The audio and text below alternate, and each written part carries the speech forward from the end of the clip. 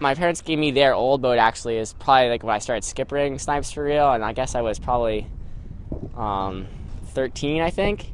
Although my parents tell me stories of me sailing snipes with them in like local bay races when I was 2 or 3. They have stories of me falling asleep on the boat and them having to do everything themselves because I was just passed out in the bottom. But it was one of the old boats where it was all the interior space, so you could just curl up in the bow or the stern and you're completely out of the way. I mean, I think it's a great boat to get into right out of college in terms of the fact that like you're probably pretty busy when you first get out of college. The boat's not too expensive now that there's good used boats out there. Like my boat cost me like $5,000 to get, and it's doing great. And they last a long time. It's a good investment. And then as well, like since it's not a spinnaker boat, it's got low cost. It's easiest to pick up a crew and go sailing, so that's way easier. And then the class level competition is still super high. So especially if you're sailing in San Diego or Miami or Annapolis or anywhere in New England, really, there's lots of snipes to sail against. Those boats end up being expensive, and it almost becomes too hard to compete just because, okay, well now you're starting off behind because you're not be able to afford like the top end 49er, and it's just going to be like a uphill battle. You might finish mid-fleet every regatta, and it's a completely different thing. And yeah, it's cool, but long run snipe you'll be more competitive when you first get into it, and then you can learn a lot more, and it's not so you don't break as much stuff and all that kind of thing. It's way cheaper to go out sailing for the weekend than it is to campaign a 49er. Well, in Miami, there's a bunch of us just because the old man Diaz set up a program where they do the lease to own, and in that case, he would basically let you charter a boat for about $150 a month, and at the end of 4 or 5 years, the boat would be yours because you've paid it off. And if you decide you didn't want to do it anymore, you could give the boat back. You wouldn't get your money back, but you just could give the boat back.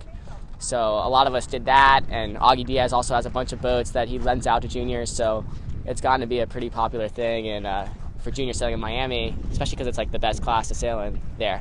I mean, I've still yet to win the Florida State Snipe Junior Championships, so on any given weekend you could have Brian Camwell out there, who was 2-time runner-up for College Sailor of the Year, or Enrique Quintero, who's crewing, who I think, I'm not sure if he ever won, he was crew at the Worlds last time and won as a crew, and then also did very well on his own, as a skipper in his own snipe. Tomas is pretty cool. I mean, he doesn't sail a snipe a lot, and he just jumps in and does great, so it's kind of funny that way. Although, I remember being back in, Marion, Massachusetts for the Nationals, and he was sailing there, so he's definitely been doing it for a long time, and I mean, he sails stars a lot too, which is sort of similar to the snipe and all the tuning stuff, and I think that helps him out a lot, but he's definitely more focused on sailing at Tufts for college sailing nowadays than his snipe sailing. In regular junior sailing, you don't have adjustments on the spreaders or tension. You have a little bit of tension adjusting, but you're not releasing it downwind, and the mast is like a telephone pole, so all that stuff you don't learn unless you sail these little more high-performance boats, or at least high-performance rigs.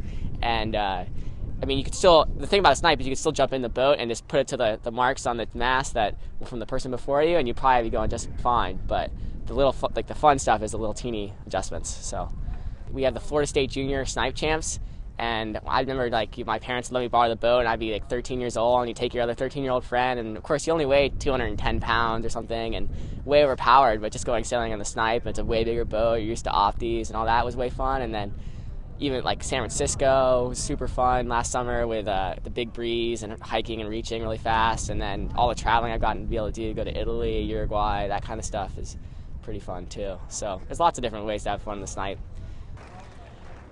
They used to be like the Beverly Hillbillies kind of thing, where we'd have one year when we came out to San Diego for San Diego Snipe Nationals a couple years ago, we had 2 boats behind, 1 boat on top with a van kind of thing, and you're all driving out all the way across country, or going to Maine in the summer with a snipe on top and 2 opties and a whaler behind. Just pretty much my family likes to drive everywhere, so it's kind of fun growing up just to be in the car with your parents for 4 days or whatever, driving cross country.